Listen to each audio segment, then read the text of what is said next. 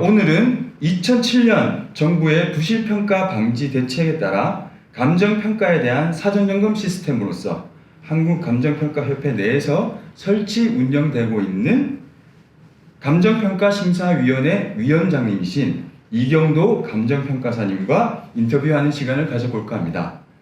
오늘은 올겨울 들어서 최고로 추운 것 같습니다. 그렇습니다. 네. 네.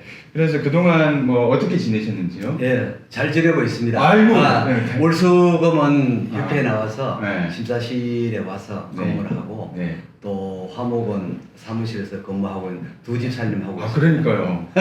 엄청 바쁘실 텐데 예. 이렇게 귀한 시간 내주셔서 진심으로 감사드립니다. 고맙습니다. 네. 예. 그러면 첫 질문은요. 예. 이제 감정평가 업계에 처음 발을 들여놓게 된 계기가 있으신지요? 예, 제가 1977년도 뭐 오래됐죠. 벌써 40년. 제가 태어난 해가 1977년입니다. 40년이 넘었는데 네네. 대학교 2학년 때 도서관에서 네. 잠시 신문을 보다가 보니까 경제면을 보니까 일본의 부동산 문제가 굉장히 심각하다.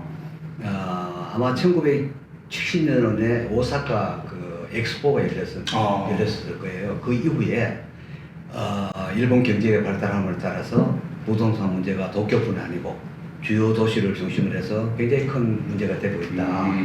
그래서 제가 그 당시에 전공을 경제학을 했었어요. 그래서 한국의 경제 상황이 일본의 한 15년 내지 20년 정도 그렇죠. 후발 따라가는 그런 추세다. 예. 그래서 제가 거기서 생각이 들더라고요. 그때 뭐 한 22살 됐으니까 아마 내 나이가 45세에서 50세 되면은 한국도 일본과 같은 문제가 발생할 것이다. 네? 그렇다면은 그쪽으로 가는 것이 좋지 않을까라고 해서 그러면은 부동산 문제 중에서 평가 문제가 앞으로 이슈가 되고 좋은 직업이 될 것이다라는 그러한 어떤 계기가 있었어요. 그래서 그때부터 공부 시작한 거죠.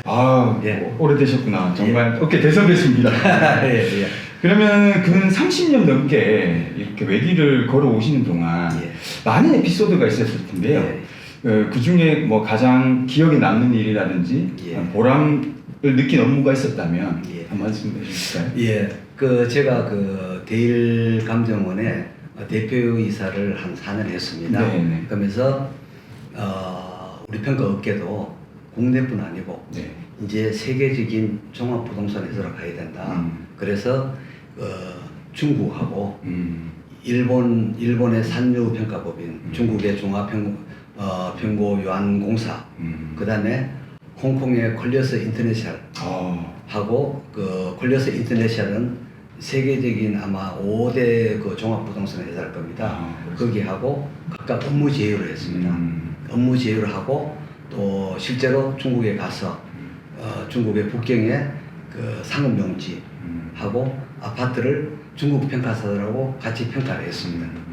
그러면서 그 친구들하고 세계적으로 부동산 평가가 어떤지 이루어지고 있고 또 평가 방법이 우리는 주로 뭐 거래사례 비교법을 했는데 그 당시에 중국은 벌써 이미 도입 자체부터 수입하는 법을 하고 있다. 중국에서요? 그래서 진짜 의외입니다. 네. 그래서 저도 그런 우리가 일본보다는 뒤쳐져 있지만 그 동남아라든가 중국은 후진국으로 봤는데 사실은 그걸 듣고 깜짝 놀랐어요. 저도 깜짝 상업용 부동산 같은 경우는 수익 환원법을 하더라.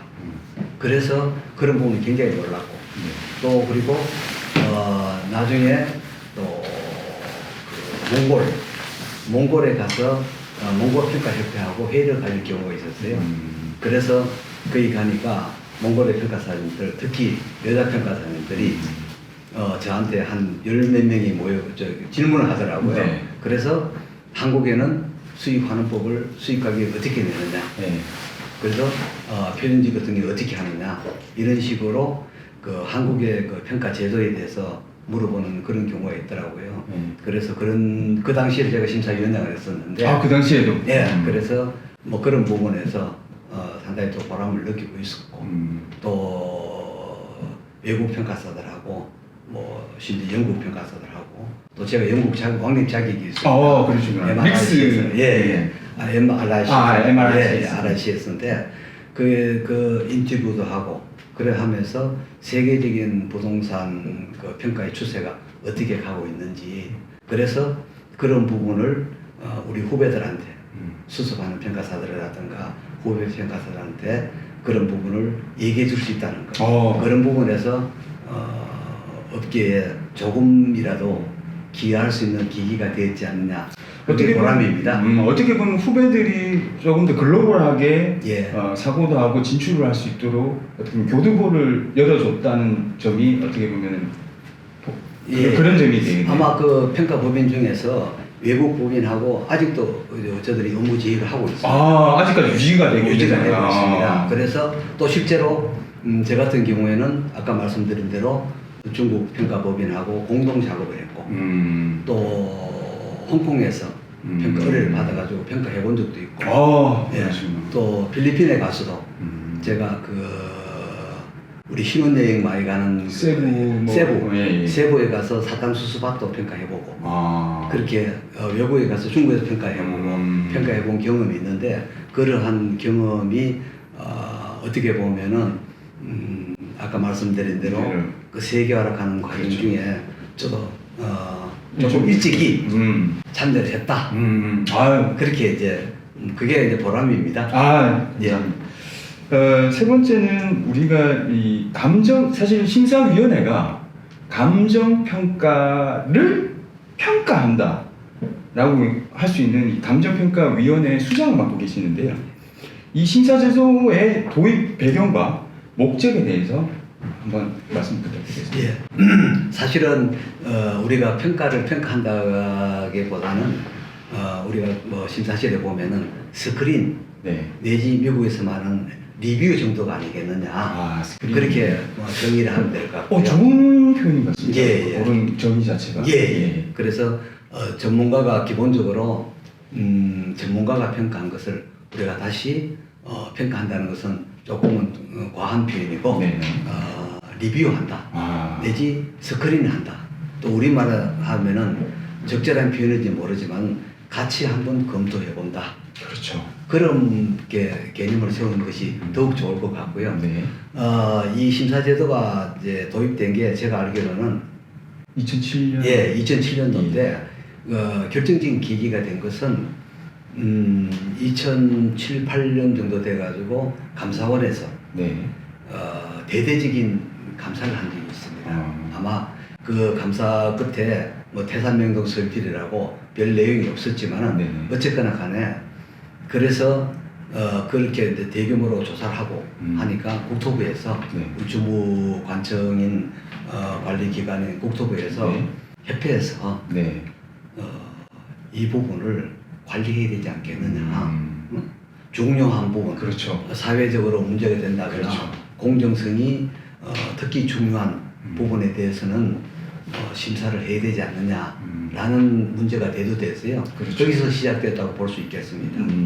그러니까 우리 이제 뭐 영상을 보시는 분들이 이해를 하실지는 모르겠지만 처음에 감정평가사가 담당 감정평가사가 감정평가를 하고 그 다음에 그 회사 내부에서 이제 심사를 한번 거치고 그 이제 평가를 했던 회사에서 다시 본사로 심사를 한번 거치고 그 다음에 최종적으로 협회 심사까지 거치는 총 3번의 심사가 그러시죠. 네, 그러니까 그렇다고 봐요. 그런 심사를 거치면서 혹시나 예. 잘못된 거를 예. 있는지 그 리뷰, 그다음에 예. 스크린함으로써 한번 계속 필터링을 하는 단계가 3번이나 그러시죠. 그러니까 우리가 이제 대외적으로 뭐 신뢰성과 공정성을 쌓기 위한 예. 제가 봤을 때는 좋은 방법, 제도다라는 예. 생각을 하고 있습니다. 그러면 우리 심사위원회의 뭐 구성, 그다음에 운영 현황, 예. 뭐 심사 결과, 그러니까 우리 심사위원회 예. 간단한 소개를 좀 해주신다면 어떻게 될까요? 예, 우리 심사위원회는 그 심사위원장 1명하고 네. 또 간사 2명, 네. 부위원장 2명, 네. 간사 2명 그렇게 이루어져 있고 각 평가법인에서 2명 내지 3명의 그 심사위원들을 네. 추천해가지고 네. 또 하고 그리고 일부 개인 평가 사무실 중소법인에서 약 한 40명 정도 심사위원이 교대로 운영되고 있습니다. 그렇게 하고 있습니다. 네. 위원장님은 2012년 1월에 4대 심사위원장님, 그 다음에 2012년에 6대 위원장님 연임하셨고, 2016년 3월에 7대, 그리고 2020년 10월에 9대 심사위원장님으로 총 4번, 지금까지 포함해서 지내고 계신데, 재임 기간의 성과 또는 앞으로 추진하고자 하는 방향이 있으신지요? 예. 그래서 심사위원장이라는 자리가 무슨 특별하게 별로 성과를 내는 건 아닙니다. 아유, 네. 제가 봤을 때는 협회에서 네. 가장, 물론 협회장님이 중요하시긴 하지만 그 내부 기관에서는 어떻게 보면은 협회에서 가장 중요한 부서라고 봐지거든요. 왜냐하면 우리가 국민의 어떤 신뢰성과 공정성을 얻어야 되기 때문에, 그래서 그 4번이나 지금 포함해서 4번이나 그렇게 하셨다는 거는 그만큼 출중하시고 그만큼 잘 하셨기 때문에 뭐 그런 거라고 저는 생각했습니다. 기본적으로 저는 그렇게 생각합니다. 아까 말씀드린 대로 우리가 개념 자체를 일부 우리 협회 사이트에 보면은 심사위원회가 전문가가 한 것을 가격을 통제한다.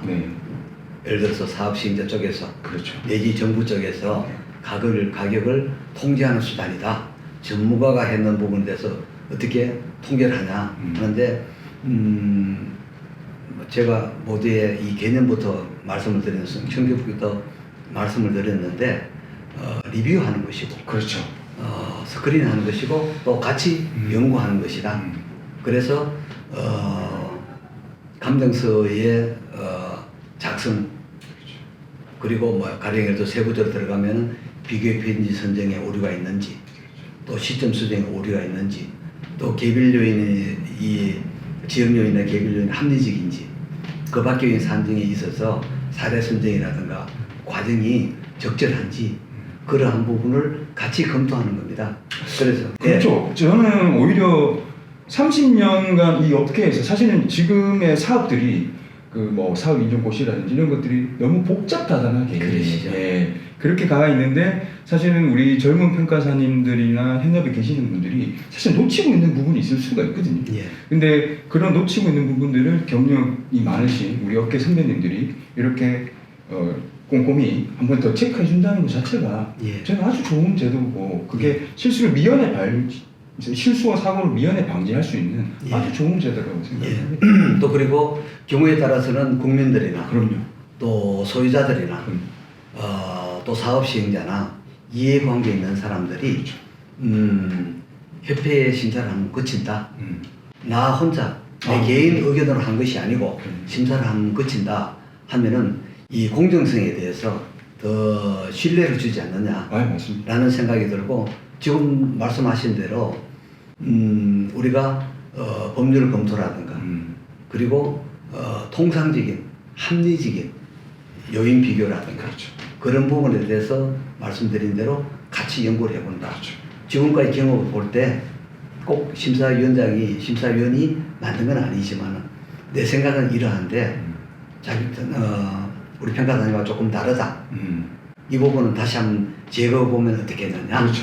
그렇게 되는 겁니다. 결과적으로 그것이 가격에 대해서 결과 가격이 나타나니까 가격에 대해서 서로 이견이 있을 수가 충분히 있습니다. 그러면은 그것이 하나 조절하는 기능도 되는 것이고 합리적인 방향으로 조정이 가능한 거죠. 맞습니다. 뭐 그런 역할을 하고 있습니다. 아이고, 예. 참 좋은, 그러니까 어렵지만 예. 중요한 업무를 참 수행하시는 것 같고요. 마지막 이제 질문입니다. 네. 사실 우리 이경도 위원장님은 저희 고등학교 모교 선배이시기도 합니다. 그리고 업계의 대선배이시기도 한데 후배 평가사들이나 예. 뭐 저도 괜찮고요. 아니면은 이제 새로이 감정 평가사를 꿈꾸는 우리 젊은 이들에게 우리 업계에 대해서 한번 이럴 것이다 이렇게 도전해봐라 하는 뭐 조언이나 충고가 있으시다면. 예. 사실은 그 제가 1982년도에 한국감정원에 입사했을 때 네. 그 당시에 선배들이 뭐냐 하면은 이런 얘기를 했어요. 감정평가 업계는 사양산업이다. 라는 얘기를 했었어요. 지금도 그런 얘기는 나오긴 네, 해요. 그것이 계속 있어 왔습니다. 네. 그런데 모두에 말씀드린 대로 우리는 이 좁은 땅덩이에 인구가 늘어나고 물론 이제 조금 줄어들었지만은 상대적으로 부동산 문제가 굉장히 앞으로도 계속될 수 있는 밖에 없는 그러한 이 경제 구조를 가지고 있습니다. 그래서 앞으로도 마찬가지로 이 감정평가라는 부동산 문제 해결하는 감정평가라는 업이 제가 생각하기에는 사양산업은 아닐 것이다 라고 생각됩니다. 그래서 물론 경쟁은 치열하겠지만은 네. 산업 자체가 그렇게 사양산업은 아닐 것이라는 생각을 하게 되고 그래서 다만 우리 평가 업무 하시는 분들은 몇 가지 꼭 필요한 덕목이 있습니다. 평가하기 위해서는 네. 첫째는 정직해야 됩니다. 거기에는 청렴이 포함되어야 됩니다. 다시 말해서 고객의 요구라든가 여러 가지 불합리한 부분 그런 부분은 절대 있어서는 안 된다. 그래서 더 나아가서 제 모교인 교훈이 있습니다. 스스로를 속이지 말자. 맞습니다. 맞습니다. 저는 저 말고 다 그렇습니다. 적어도 우리 평가사님들은 그만한 사회적 지위와 양식이 있는 분들입니다. 자기 스스로 부끄러워하고 함에도 불구하고 그걸 진행하면 꼭 사고가 나는 겁니다. 자기 자신을 속이면 안 됩니다. 두 번째는 성실해야 됩니다. 이 고객이 어떤 평가사를 만나느냐에 따라서 결과가 달라질 수 있습니다. 그러면은 어떤 결과가 나타나느냐? 열심히 조사하고 법률이라든가 시장 조사라든가 충분히 조사하는 성실하게 하는 평가사가 하면은 그러한 부분에 덕을 보는 거죠. 그래서 평가사는 전문가로서 전문 지식뿐 아니고 성실해야 된다고 생각합니다. 그러한 자신이 있어야 되고 세 번째는 다른 사회도 보면 다 그렇지만은 특히 우리 평가는 부동산뿐 아니고 공장이라든가 그렇죠. 기계기구라든가 그 다음에 최근에는 영업거리라든가 새로운 분야가 나오고 있습니다. 그래서 우리 전문 자격자로서 다른 자격이 마찬가지로 평가사는 끊임없는 공부를 하지 않으면은 사회 내지 고객의 요구에 부응할 수 없게 됩니다. 그래서 그러한 부분을 반드시 갖추어야지 앞서 나가는 평가사 그리고 이 사회에서 존경받는 평가사가 되지 않을까 그렇게 생각하고 있습니다. 아, 제가 지금 그 말씀을 메모를 해서 새기려고 메모를 해놨습니다. 예. 뭐 장시간 이렇게 인터뷰에 응해 주셔서 진심으로 감사드리고 앞으로 말씀하신 것처럼 스스로를 속이지 않고 성실하고 노력하는 그렇게 평가사자 후배가 될 수 있도록 노력하겠습니다. 선생님. 예. 고맙습니다. 감사합니다. 예, 고맙습니다. 네.